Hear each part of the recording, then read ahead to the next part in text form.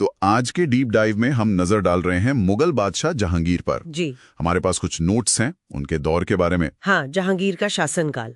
इसमें उनका न्याय का तरीका, नूरजहां का प्रभाव, विदेशियों से रिश्ते और जो अंदरूनी झगड़े थे, हाँ, सब कवर करने की कोशिश करेंगे। मिशन बस यही है कि इन नोट से मेन बातें निकाल लें। बिल्कुल।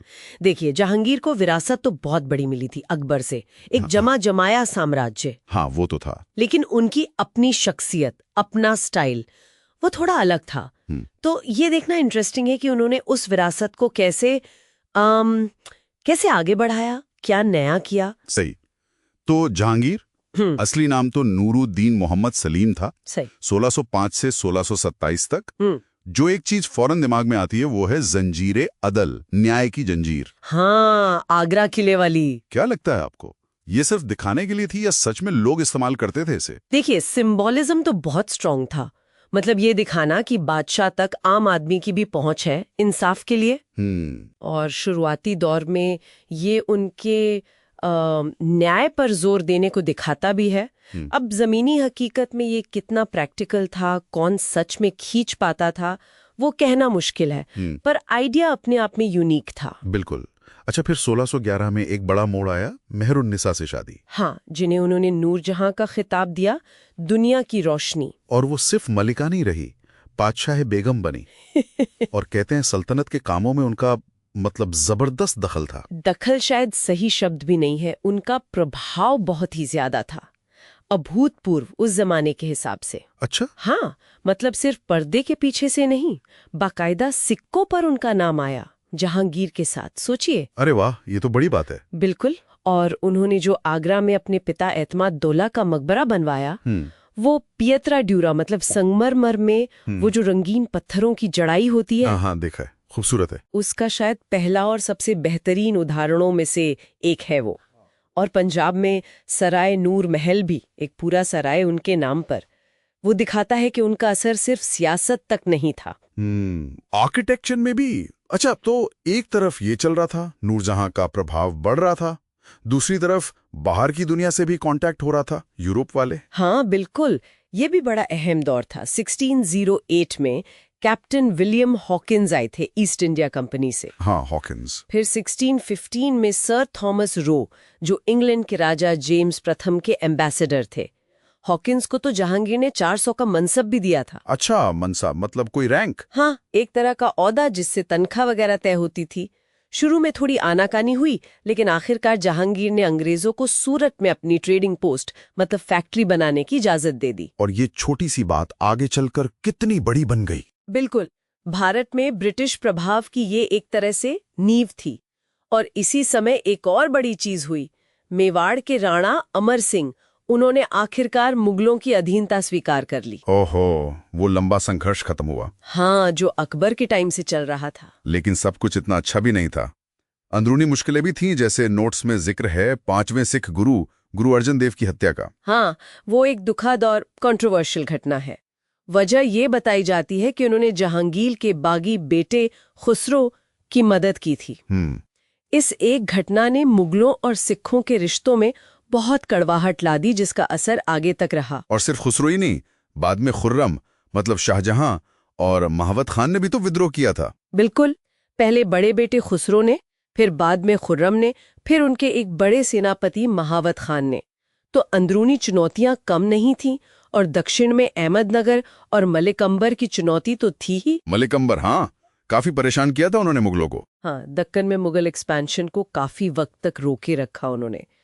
तो मतलब साम्राज्य चलाना कोई आसान काम नहीं था। सही बात है। अच्छा, जहांगीर ने खुद भी तो लिखा अपने बारे में, तुजू के जहांगीरी। हाँ बिल्कुल, फारसी में उनकी आत्मकथा, और वो बहुत इंटरेस्टिंग है।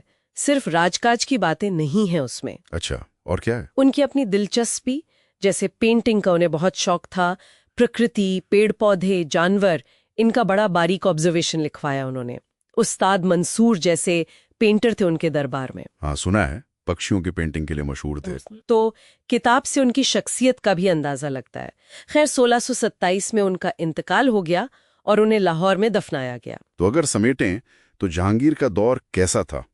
एक तरफ न्याय की जंजीर, कला प्रेमी, यूरोप से रिश्ते, दूसरी तरफ बेटे बागी, गुरु की हत्या और एक बेहद पावरफुल बेगम। हाँ, ये विरोधाभास ही उनके दौर की खासियत है।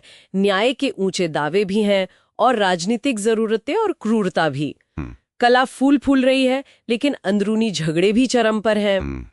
उन्होंने एक मिली-जुली कॉम्प्लेक्स विरासत छोड़ी और ये हमें सोचने पर मजबूर करता है। किस बारे में? इसी बारे में कि अगर नूरजहां जैसी शख्सियत जिनका इतना जबरदस्त रोल था पॉलिटिक्स में, कल्चर में, अगर उनके नजरिए को, उनकी कहानी को इतिहास लिखने वालों ने उतनी ही जगह दी होती जितनी बादशाह को मिलती है, तो क्या मुगल इतिहास की हमारी समझ कुछ अलग नहीं होती? ये एक सोचने वाली बात है ना। नमस्कार, आज के डीप डाइव में हम मुगल बादशाह शाहजहां के दौर में चल रहे हैं। ये समय था 1628 से 1658 का। हाँ, और अक्सर इसे मुगल साम्राज्य का मतलब स्वर्ण युग या शिखर कहा जाता है। बिल्कुल, लेकिन कहानी का अंत उतना सुनहरा नहीं था, काफी नाटकीय था। सही कहा। हमारे पास जो स्रोत हैं वो उनकी नीतियों, उनकी शानदार इमारतों, पारिवारिक रिश्तों और हाँ, उनके आखिरी दिनों पर रोशनी डालते हैं। तो चलिए देखते हैं ये स्रोत क्या बताते हैं और क्यों ये दौर इतना अहम माना जाता है। चलिए तो शुरू करते हैं कुछ बुनियादी बातों से। शाहजहां की माँ जगत गोसाई थी। हाँ। और उनकी सबसे मशहूर पत्नी, जिनकी वजह से ताजमहल बना, वो थी मुमताज महल, जिनका असली नाम अर्जुमंद बानो बेगम था। सही। 1631 में उनका इंतकाल हुआ और फिर शाहजहां ने उनकी याद में ताजमहल बनवाना शुरू किया, जिसे बनने में काफी वक्त लगा, करीब 1632 से लेके 1653 तक। और इसके मुख्य वास्तुकार उस्ताद अहमद लाहौरी, ये नाम याद रखना चाहिए। हाँ, ये तो शायद कई लोग जानते हैं, पर क्या ये दौर सिर्फ ताजमहल का ही था? नहीं, बिल्कुल नहीं, बल्कि कला, संस्कृति और खास तौर पर वास्तुकला के लिहाज से देखें तो ये मुगल सल्तनत का चरम बिंदु माना जाता है। एक पीक था ये। अच्छा। पर सिर्फ इमारतें ही नहीं, उन्होंने प्रशासन में भी एक नई चीज शुरू की थी, चकला नाम की इकाई। चकला, ये क्या था? हाँ, ये प्रशासन की एक यूनिट थी। शायद इसका मकसद मतलब शासन को और बेहतर करना या राजस्व वसूली को आसान बनाना रहा होगा। दिलचस्प। अच्छा, अब आते हैं वास्तुकला पर, क्योंकि लिस्ट तो वाकई कमाल की है। दिल्ली का लाल किला, हाँ, जामा मस्जिद भी दिल्ली की, दीवाने आम, दीवाने खास। दीवाने आम जहां आम लोगों से मिलते थे बादशाह, और दीवाने खास मतलब खास दरबारियों और मेहमानों के लिए। और आगरा का शीश महल भी। इन सब में ऐसा क्या खास था जो ये आज भी इतनी मशहूर है? देखिए, एक तो इनका पैमाना ही बहुत बड़ा था, भव्यता थी, और दूसरा सजावट की वो खास तकनीक, पिएत्रा ड्यूरा कहते हैं उसे। हाँ, वो जिसमें संगमरमर में कीमती पत्थर जड़े होते हैं। बिल्कुल, बड़ी बारीकी से, खूबसूरती से ये तकनीक उनके जमाने में बहुत बहुत इस्तेमाल हुई। अच्छा। और हाँ, एक और जरूरी इमारत है आगरा किले में, मुसम्मन बुर्ज। मुसम्मन बुर्ज, इसे जैस्मिन पैलेस भी कहते हैं ना? हाँ, वही।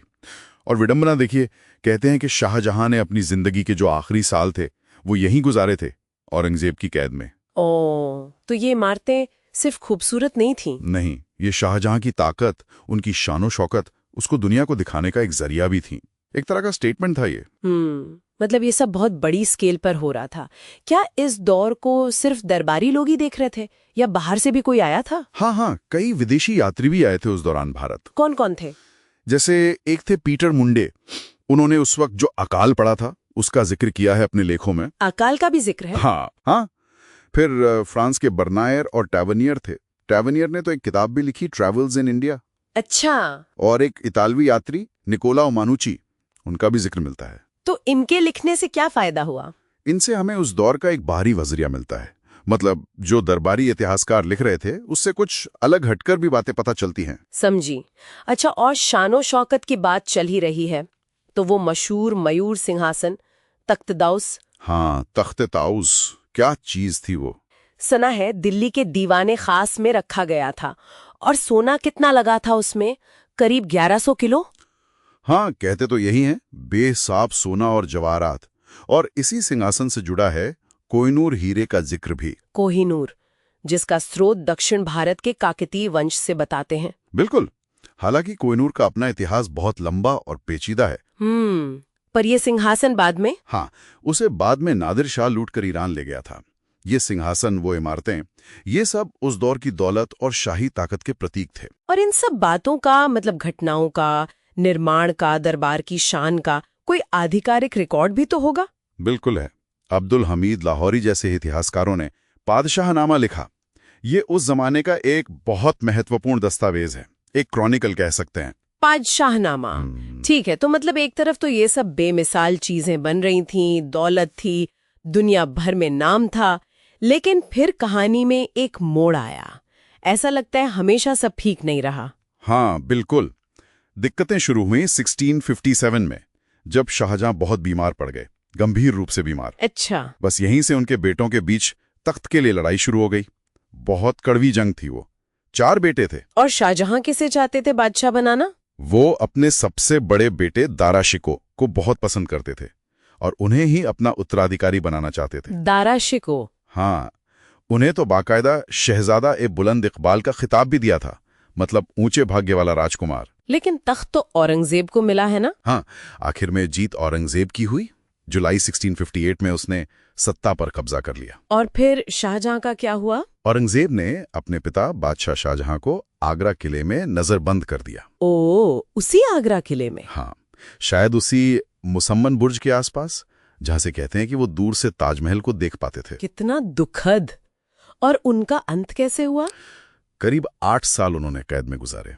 1666 में कैद में ही उनकी मृत्यु हो गई। और उन्हें दफनाया कहाँ गया? उन्हें ताजमहल में ही दफनाया गया, मुमताज महल की कब्र के ठीक बगल में। तो ये डीप डाइव हमें यही दिखाता है कि शाहजहां का युग वाकई मुगल साम्राज्य का शिखर था। रचनात्मकता, कला, भव्यता सब अपने चरम पर। हाँ बिल्कुल। लेकिन साथ ही ये पारिवारिक कलह, सत्ता के लिए संघर्ष और आखिर में एक बादशाह के बेहद दुखद अंत की कहानी भी है। हाँ, और ये एक सवाल जरूर छोड़ जाता है मन में। क्या? कि जिस शहंशाह ने अपनी मोहब्बत की याद में दुनिया की सबसे खूबसूरत यादगार इमारतों में से एक बनवाई, उसका अपना अंत इतनी तन्हाई और कैद में क्यों हुआ? उनकी विरासत इतनी भव्य और उनका अपना व्यक्तिगत अंजाम इतना विपरीत, ये विरोधाभास वाकई सोचने पे मजबूर करता है। इस डीप डाइव में स्वागत है। आज हम मुगल काल के बाद के दौर पर, खासतौर पर औरंगजेब और उसके बाद साम्राज्य के पतन पर नजर डाल रहे हैं। कुछ नोट्स और तथ्य हैं हमारे पास। जी। हमारा मिशन है औरंगजेब के शासन की मुख्य घटनाओं, उसकी नीतियों और हाँ, उसके बाद जो कमजोर शासक आए उनके दौर को समझना। बिल्कुल। और ये देखना कि कैसे साम्राज्य बाहरी हमलों के लिए मतलब असुरक्षित हो गया। हाँ, और औरंगजेब का शासनकाल 1658 से 1707 काफी लंबा था। उपाधि थी आलमगीर। जी, आलमगीर। और उसे जिंदा पीर यानी जीवित संत भी कहा जाता था। ये थोड़ा दिलचस्प है ना? हाँ, ये विरोधाभास काफी ध्यान खींचता है। चलिए इसी पर बात करते हैं। तो शुरुआत सत्ता संघर्ष से हुई। दारा शिकोह के साथ वो धर्मत, सामूगढ़, देवराय, ये लड़ाइयां हुई। जी हाँ, इन युद्धों में जीतने के बाद ही दिल्ली में उसका राज्याभिषेक हुआ और उसने आलमगीर की उपाधि अपनाई। और शुरू के लगभग 23 साल मतलब 1681 तक उसका ध्यान उत्तर भारत पर ही रहा। हाँ बिल्कुल। और इसी दौरान वो दुखद घटना हुई, सिखों के 9वें गुरु तेग बहादुर जी की शहादत। क्योंकि उन्होंने इस्लाम अपनाने से इनकार कर दिया था। जी, और इसी के बाद गुरु गोबिंद सिंह जी ने खालसा की स्थापना की, अपने अनुयायियों को एक योद्धा समुदाय में संगठित किया। अच्छा, और दक्षिण में शिवाजी महाराज के साथ भी उसका संघर्ष चल रहा था। हाँ, मराठा शक्ति उस समय बहुत मजबूत थी। औरंगजेब ने आमेर के राजा जयसिंह के साथ मिलकर एक योजना बनाई। शिवाजी को आगरा दरबार में बुलाया गया। जी, और वहां उन्हें एक तरह से नजरबंद कर दिया गया। लेकिन वो, जैसा कि हम जानते हैं, 1674 में वहां से भाग निकले। हाँ, वो किस्सा तो मशहूर है। और फिर उन्होंने छत्रपति की उपाधि ली। 1680 में उनका निधन हो गया। जी, शिवाजी की मृत्यु के बाद भी मराठाओं का संघर्ष जारी रहा, लेकिन औरंगजेब ने दक्षिण में अपना विस्तार जारी रखा। 1686 में बीजापुर और 1687 में गोलकोंडा, इन दोनों सल्तनतों पर कब्जा कर लिया। तो साम्राज्य काफी फैल गया था उसके समय में। हाँ, अपनी चरम सीमा पर पहुंच गया था। लेकिन ये जो दक्कन के लंबे युद्ध थे, इन्होंने शाही खजाने पर बहुत भारी बोझ डाला। अच्छा, ये एक महत्वपूर्ण बात है। और उसकी नीतियां, जैसे वो मुहतसिब नियुक्त किए थे उसने। हाँ, मुहतसिब का काम था लोगों के नैतिक आचरण पर, खासकर शरिया के हिसाब से नजर रखना। और उसने फतवा ए आलमगीरी भी लिखवाया, जो इस्लामी कानूनों का एक संग्रह था। और जजिया कर वो फिर से लगा दिया था। जी हाँ, जजिया कर फिर से लगाया गया जो गैर मुसलमानों पर लगता था। ये एक काफी विवादास्पद कदम था। हाँ बिल्कुल। पर यहाँ एक दिलचस्प बात है। जजिया लगाने के बावजूद ऐसा कहा जाता है कि हिंदू मनसबदारों का अनुपात उसकी सेना और प्रशासन में कम नहीं हुआ, बल्कि शायद बढ़ा ही। अच्छा, ये तो वाकई में एक विरोधाभास जैसा लगता है। हाँ, ये उसकी नीतियों की जटिलता दिखाता है। और उसकी अपनी धार्मिकता ऐसी थी कि उसे लोग जिंदा पीर भी कहते थे। 1707 में उसकी मृत्यु हुई, दौलताबाद के पास उसे दफनाया गया। तो औरंगजेब के बाद क्या हुआ? कहते हैं कि उसके बाद के मुगल शासक बहुत कमजोर थे। बिल्कुल। बहादुर शाह प्रथम, जहांदार शाह, फर्रुखसियार, ये सब आए लेकिन साम्राज्य को संभाल नहीं पाए। फर्रुखसियार के समय तो सैयद बंधु इतने शक्तिशाली हो गए कि उन्हें किंग मेकर कहा जाने लगा। किंग मेकर मतलब वो जिसे चाहते बादशाह बना देते थे? जी हाँ, बिल्कुल।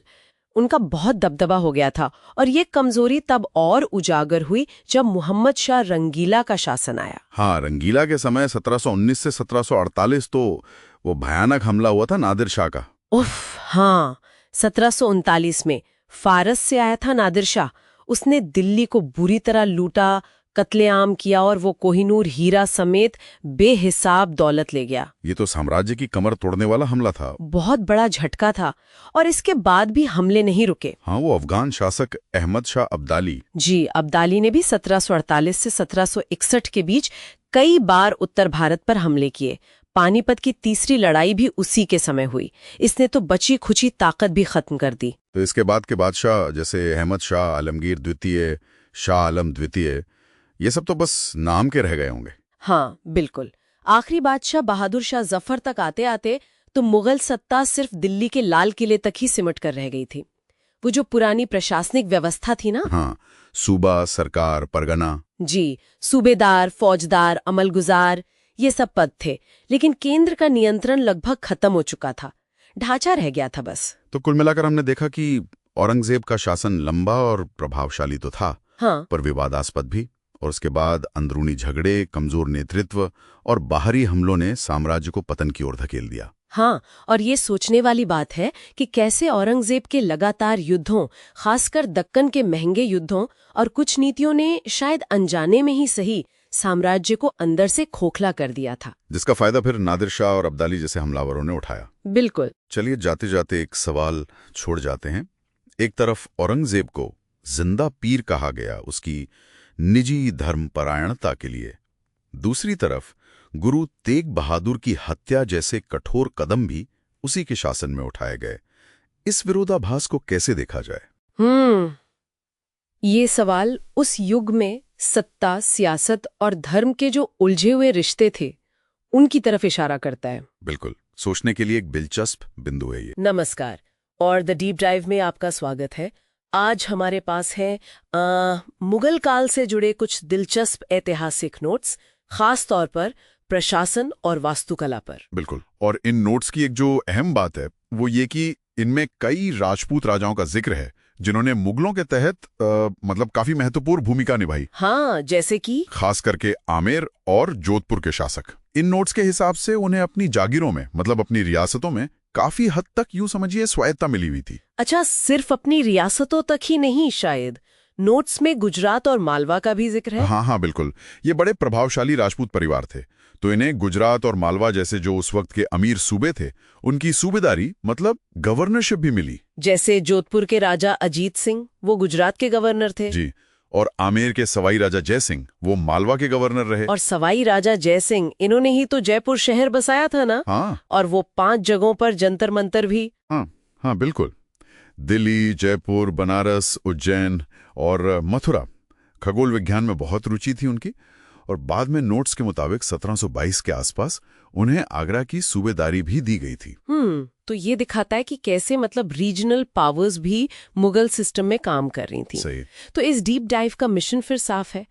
इन नोट से मुगल एडमिनिस्ट्रेशन कैसे चलता था और उस दौर की जो वास्तुकला थी उनके बीच का कनेक्शन समझना। हाँ बिल्कुल। तो शुरू कहाँ से करें? अकबर से। हाँ, अकबर से शुरू करते हैं। प्रशासन की बात करें तो नोट्स में मजहरनामा का जिक्र है। 1579 का।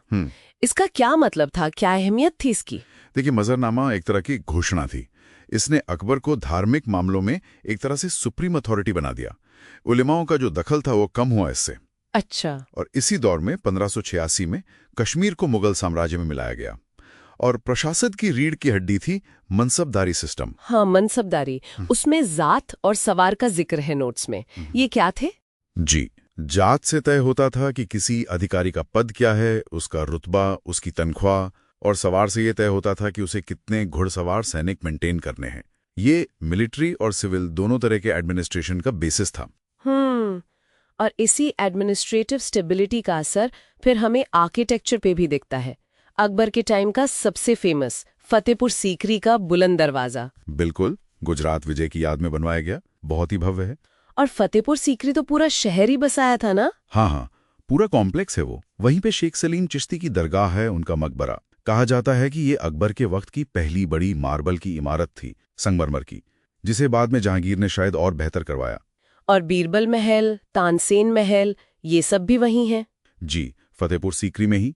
और इसी दौर में चार बाग स्टाइल भी बहुत पॉपुलर हुआ, मतलब बाग को 4 हिस्सों में बांटने का तरीका। हुमायूं का मकबरा इसका बहुत अच्छा उदाहरण है, जिसे उनकी बेगम हाजी बेगम ने बनवाया था। अच्छा, अब अकबर के बाद जहांगीर के दौर पे आते हैं। उनके टाइम पे वास्तुकला में क्या खास रहा? जहांगीर के समय में देखिए, लाहौर में एक मोती मस्जिद बनी, और शाहदरा लाहौर में ही उनका अपना मकबरा है। काफी शानदार है वो भी। पर शायद उससे भी ज्यादा जो मशहूर हैं वो उनकी बेगम नूरजहां, उनके बनवाए हुए स्ट्रक्चर्स हैं। आगरा में उन्होंने अपने पिता एतमादुद्दौला का मकबरा बनवाया। हाँ, एतमादुद्दौला का मकबरा, ये तो बहुत खूबसूरत है। वो पच्चीकारी के काम के लिए जाना जाता है ना? बिल्कुल, वही पेत्रा ड्यूरा स्टाइल, जिसमें कीमती पत्थरों को संगमरमर में जड़कर डिजाइन बनाते हैं। ये उसका शायद पहला बड़ा और बेहतरीन इस्तेमाल माना जाता है भारत में। नूरजहां ने पंजाब में सराय नूर महल भी बनवाया था। और फिर आते हैं शाहजहां, जिन्हें कहते ही हैं इमारतों का शहंशाह। इनके दौर में तो मतलब कमाल ही हो गया होगा। हाँ बिल्कुल, शाहजहां का दौर तो मुगल आर्किटेक्चर का जैसे क्लाइमैक्स था। आगरा किले के अंदर की मोती मस्जिद पूरी तरह सफेद संगमरमर की, बहुत खूबसूरत। और दिल्ली का लाल किला, उसके अंदर की इमारतें। जी, लाल किले के अंदर दीवाने आम, जहां आम लोगों से मिलते थे, दीवाने खास, जहां खास लोगों से, और जहां वो मशहूर तख्ते ताऊस मयूर सिंहासन रखा था, और खास महल, उनका निजी निवास, ये सब शाहजहां के बनवाए हुए हैं। और एक वो मुसम्मन बुर्ज का जिक्र भी है नोट्स में, जैस्मिन पैलेस। हाँ, मुसम्मन बुर्ज, ये भी शाहजहां ने ही बनवाया था। और विडंबना देखिए, यहीं पर औरंगजेब ने उन्हें कैद रखा था उनके आखिरी दिनों में। ओह, ये तो काफी दुखद बात है। नोट्स में ये भी है कि शाहजहां ने दारा शिकोह को सुल्तान बुलंद इकबाल का टाइटल दिया था। जी, ये टाइटल शाहजहां ने ही दारा शिकोह को दिया था। ये वाकई दिलचस्प है। अच्छा, अब औरंगजेब की बात करते हैं। उनके दौर में आर्किटेक्चर का क्या ट्रेंड रहा? क्या वो शाहजहां वाली भव्यता जारी रही? के समय में कह सकते हैं कि वो शाहजहां वाली शान शौकत थोड़ी कम हुई। शायद उनकी प्राथमिकताएं अलग थीं, लेकिन ऐसा नहीं कि निर्माण बंद हो गए। दिल्ली के लाल किले के अंदर उन्होंने भी एक मोती मस्जिद बनवाई, वो भी सफेद संगमरमर की है। अच्छा। उनका जो सबसे खास या यूं कहें सबसे मशहूर स्मारक है वो है बीबी का मकबरा। संभाजी नगर, जिसे पहले औरंगाबाद कहते थे, वहां अपनी बेगम रबिया उद दौरानी की याद में बनवा रहा था। हाँ, बीबी का मकबरा, इसे दक्कन का ताज भी कहते हैं शायद। जी, कहते हैं। हालांकि ये ताजमहल जितना भव्य या उतना परिष्कृत नहीं है, पर महत्वपूर्ण है। इसके अलावा लाहौर की जो बहुत बड़ी बादशाही मस्जिद है, वो भी औरंगजेब ने ही बनवाई थी। अच्छा, इन मुगल बादशाहों के अलावा नोट्स में 2 और इमारतों का जिक्र है जो मुगल नहीं है, एक चार मीनार और एक गोल गुंबद। हाँ, ये शायद कॉन्टेक्स्ट देने के लिए या तुलना के लिए होगा। हैदराबाद का चार मीनार वो कुतुब शाही सुल्तान मोहम्मद कुली कुतुब शाह ने बनवाया था, और बीजापुर का गोल गुंबद वो आदिल शाही सल्तनत की निशानी है, अपने विशाल डोम के लिए बहुत मशहूर है। सही। तो ये दिखाता है कि मतलब पूरे भारत में ही उस दौर में आर्किटेक्चर काफी फल फूल रहा था। बिल्कुल, अलग अलग रीजनल स्टाइल भी डेवलप हो रहे थे। तो इन सब बातों का निचोड़ क्या निकाल सकते हैं हम?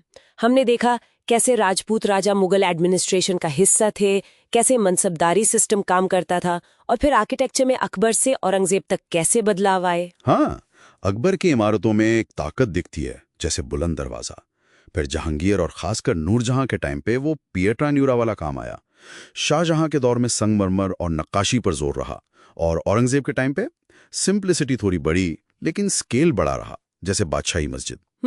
जो बात मुझे दिलचस्प लगती है वो ये कि ये इमारतें सिर्फ बिल्डिंग्स नहीं है, ये उस बादशाह की सोच, उसकी पर्सनालिटी, उसके दौर के हालात, सबकी कहानी कहती हैं एक तरह से।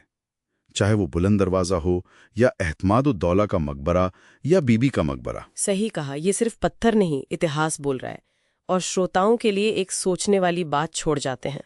नोट्स में शाहजहां के वक्त के एक लेखक का जिक्र है, चंद्रभान ब्राह्मण, और उनकी किताब चाहर चमन। हाँ, तो सोचने वाली बात यह है कि ये शानदार इमारतें तो हमें दिखती हैं, पर इनके पीछे की दुनिया कैसी थी? उस दौर का जो साहित्य है या दूसरे दस्तावेज हैं, वो हमें उस समाज, राजनीति, आम लोगों के बारे में क्या बता सकते हैं, जो शायद ये इमारतें खुद नहीं बताती। बिल्कुल, ये एक अलग पहलू है जिसे एक्सप्लोर किया जा सकता है।